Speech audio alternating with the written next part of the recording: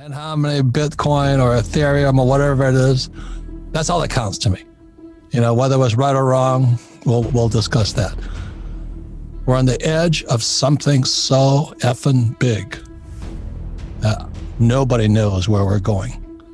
People love numbers and all this, but one of the reasons people want to listen to you right now is everybody wants to know, in 2031, what is your prediction for the price of Bitcoin? That is the only thing that people really care about right now, so they're going to make a decision whether they buy or not.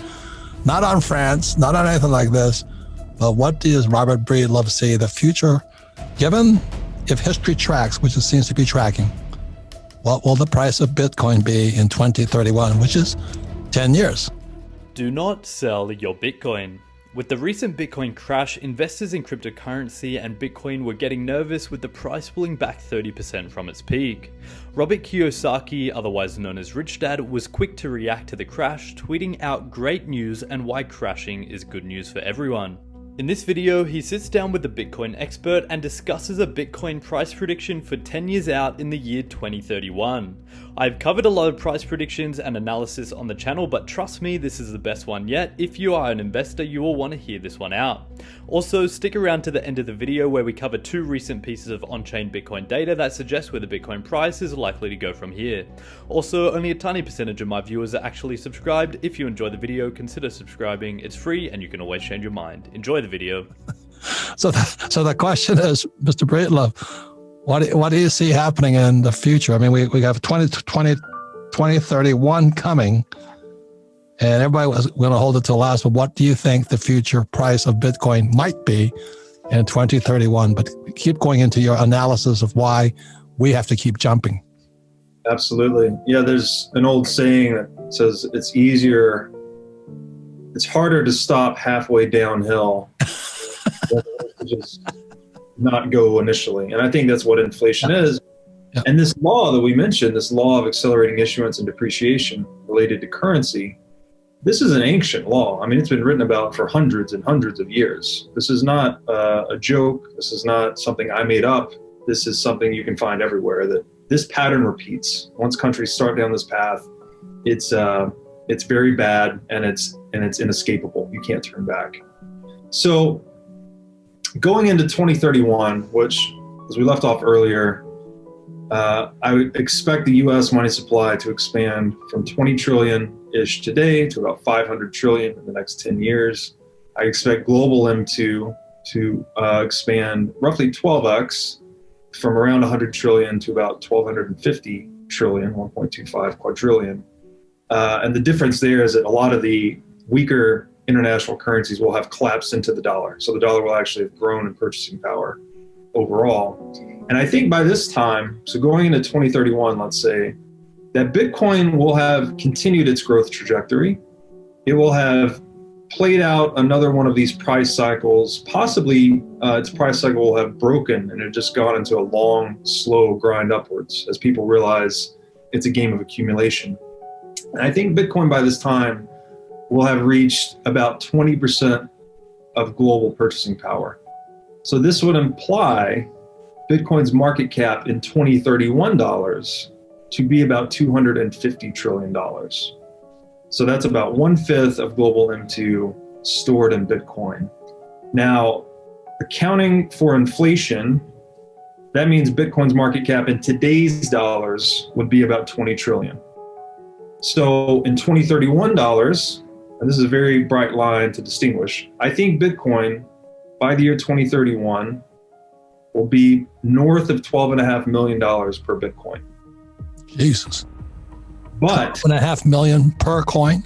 $12.5 million, but adjusting for inflation, it will only feel like north of $1 million per Bitcoin in 2021 dollars, because the dollar will have lost so much of its value by then. $12.5 million will spend like $1 million. So that's my prediction for by 2031. And then that's going to clearly have some big impact on fiat currencies, including the dollar. When we corrupt and violate the trust fabric that connects us, which is money, society unravels. And that is, we have lots of anecdotal evidence of that throughout history. Every time the currency collapses, the civilization collapses. So, and I would argue that it's, clearly I'm very focused on Bitcoin. I don't advocate for other cryptocurrencies. I don't think Ethereum is going to be a big deal, or as big of a deal as Bitcoin. I think gold, say 5,000-year-old technology, will only be disrupted once, and that is by Bitcoin. And that's what we're going to see play out over the next 10 years. So with Bitcoin by 2031, north of $12.5 million per coin, it's equal to about 20% of the global purchasing power. So it's about half the dollar's value in total. But again, the dollar will have increased according to the law of accelerating issuance and depreciation. Its issuance rate will have increased, I'm predicting, to north of 145% by the early 2030s. This would be early stage hyperinflation. Or you could say actually probably medium stage hyperinflation. Typically a currency won't last more than a few years under that growth. This is the infamous Weimar Republic, which led to the rise of Adolf Hitler. That's right. Every dictator, every internment camp, every world war in human history was funded by fiat currency. Right. Because those individuals were not limited to the bounds of their own balance sheet. They could use fiat currency to steal the savings from the entire society and just keep going to war until everyone's broke. So a massive Bitcoin price prediction, over $12.5 million by 2031. Over 200x increase would be fine by me. A good point made by the Bitcoin expert, by 2031, $12.5 million would feel more like $1 million today when adjusted for inflation. Great point and perspective to point out. Now for some recent on-chain Bitcoin data, but before that, a quick thank you to today's video sponsor, Partisia Blockchain, a small project with a huge amount of potential. Partisia were actually the first ever sponsor of the channel, so it's great to feature a project I think are doing big things once again on the channel. For those of you that are new, Partisia is a blockchain project that is based in Denmark and is ran by some internationally renowned researchers and experts in advanced cryptography and software development. In a nutshell, the Partisia blockchain is a Web 3.0 blockchain with a focus on trust, transparency, and speed of light finalization. Think a more refined base layer protocol similar to Ethereum or Cardano, however with an emphasis on speed and privacy. As you can see, the Partisia blockchain has a huge amount of academic work backing it up, with over 1,000 research papers done on the blockchain and over 50 commercial applications, which is rapidly growing by the day. Two interesting uses of the Partisia privacy blockchain that have been built on top of it are a privacy-based search engine similar to Google and a privacy-based social media platform similar to Instagram. The benefit to users is that using the Partisia blockchain, all of a user's data is private and protected. So, as you can see, a really promising project and team tackling a noble problem to solve. For those of you that want to find out more or get involved with Partisia blockchain, I'll leave some links in the description as well as a link to registration for their token pre-sale. Thanks again to Partisia for being a supporter of the channel, but for now, back to the video, let's cover some on-chain Bitcoin data. First, out from on-chain analyst Yan and Jan via Glassnode, we can see with the recent dip, essentially all the leverage got wiped out from Bitcoin, meaning that pretty much all margin traders either got margin called or took their positions off the table. This should lead to some less volatile price action, at least over the short to medium term.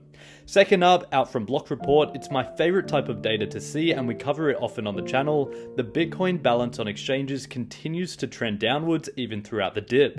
This has never happened before during a bull run. For comparison, back in 2017 when Bitcoin made an all-time high, Bitcoin on exchanges was steadily increasing as holders were trying to exit for a good price. But in 2021, Bitcoin continues to fall sharply on exchanges, suggesting we have a lot further to go. Until this changes, I remain very bullish on the outlook of BTC and crypto in general. Anyway guys, let me know what you think of that on-chain data in the comments. Hope that provided you with some value. I'll see you in the next video, and as always, have a great day.